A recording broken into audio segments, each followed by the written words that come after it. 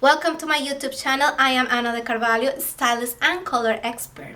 Today I'm going to share with you a little bit of the story of pink and blue as gender colors.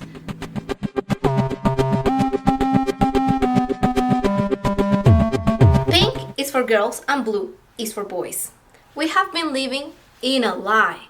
Color have no gender. Color actually tells the story of a society, talks about emotions, connects with people, tells a story, but it definitely doesn't talk about a specific gender. It doesn't exist in the realm of color a perception about if women or men should wear any color or if one fits better than another. But it is actually a social construct, and the pink and blue actually is a very, very recent social construct. In the beginning of the 20th century, it was quite obvious that blue was the color to go if you were a woman, if you were a girl. And blue was the actually to-go color if you were a boy.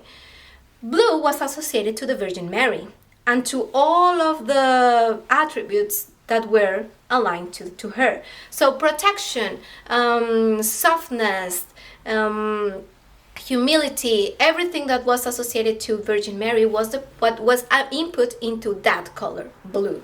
On the other hand, we have red, and red, it was actually associated to blood. We take the symbolism from the Romanesque and from Gothic.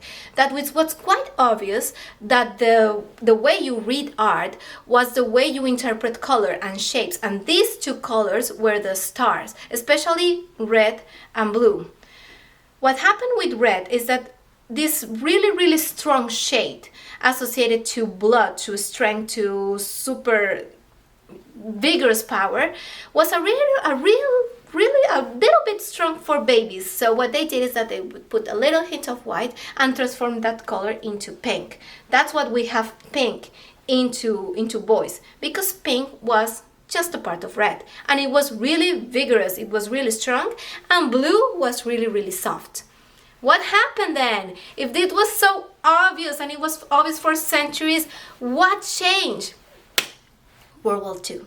In World War II, the gender perception just went bland, and the roles of the society have been shifting. Men were coming back from war, and women still working into the industry. So gender and roles were actually blend into our society. But in 1950, it was only until 1950 that marketing, branding, and choice divided our society. And the color pink then became something associated with women.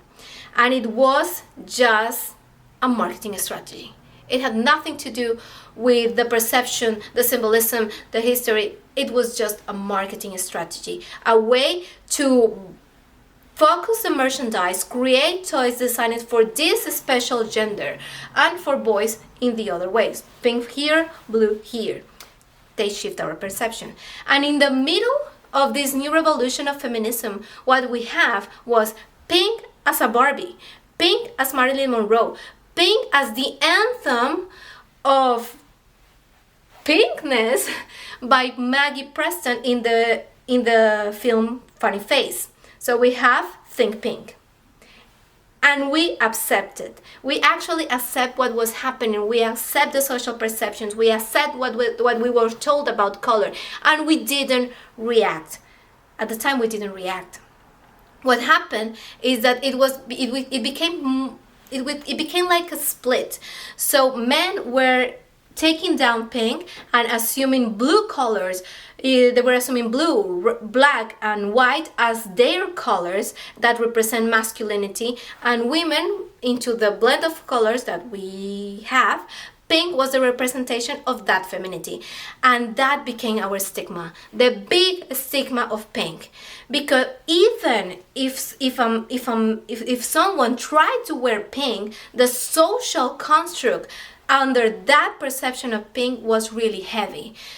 What happened was that our society nowadays have shifted once again, and pink is in the middle of the eye of the hurricane, because we are not happy that this color is its gender. We are not happy what happened in the perception of this color that gave us the pink taxation, that gave us the pink color jobs, and everything that has to do with women around this color stigma.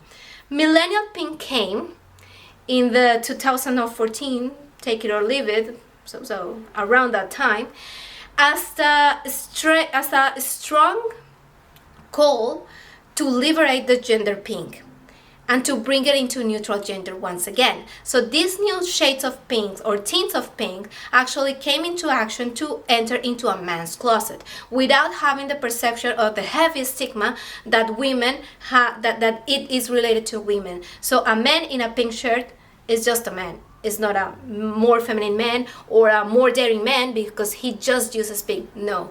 New perception in our new society and Gen Z has come into play to relieve us from what happened into the division of gender roles of the 50. So the perception of the roles of the 50 and the walls are coming down.